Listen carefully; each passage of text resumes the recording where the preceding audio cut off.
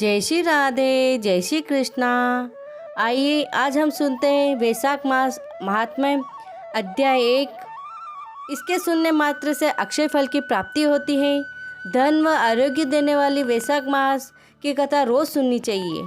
एक बार ऋषियों की सभा में सूत जी बोले, परमेष्टि ब्रह्मा के पुत्र नारद जी से राजा अम्बरीश ने पवित्र वैशाख मास का महात्म्य पूछा। राजा अम्बरीश बोले, हे ब्राह्मण, जो संपूर्ण महीनों के महात्म्य वर्णन किए वह मैंने अच्छी तरह से सुने। सभी महीनों में वैशाख मास श्रेष्ठ है, अतः वैशाख का महात्म्य विस्तार से कहिए, मुझे सुनने की इच्छा है।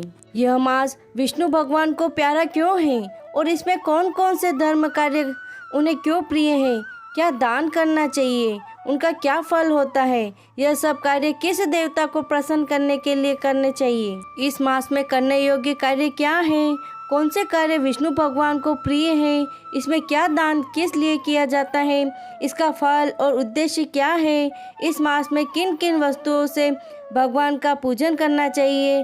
हे नारद, यह सब मुझे विस्तार से सुनाइए, मैं श्रद्धा से सुनूंगा। नारद जी बोले, हे राजन, सभी महीनों का महात्म्य पहले विष्णु जी ने लक्ष्मी जी से कहा था, जो मुझसे ब्रह्मा जी ने कहा है। सब महीनों में कार्तिक, माघ और वैशाख मास श्रेष्ठ है। इन तीनों में से भी वैशाख मास सबसे श्रेष्ठ माना गया है।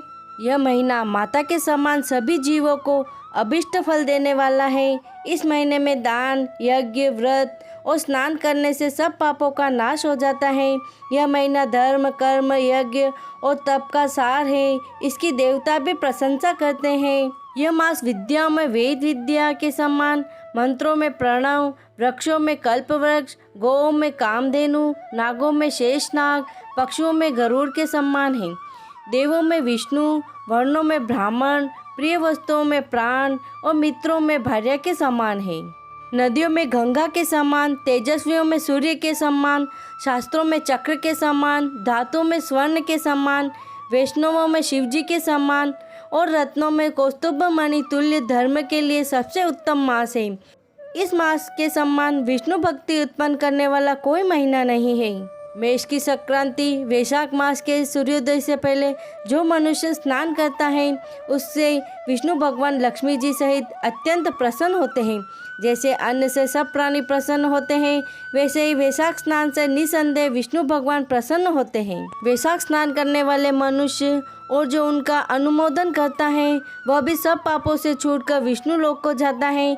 मेष राशि के सूर्य में वैशाख मास में प्रातःकाल एक बार भी स्नान कर जो मनुष्य आवाहित करता है वह महापापों से छूटकर विष्णु लोक को प्राप्त करता है। वैशाख मास में स्नान करने के लिए जो मनुष्य एक पग भी चलता है उसे 10,000 अश्वमेध यज्ञ करने का फल मिलता है, इसमें संदेह नहीं है। यह एकाग्रचित हो ऐसा संकल्प करता है उसे भी निसंदेह 100 यज्ञ का पुण्य मिलता है।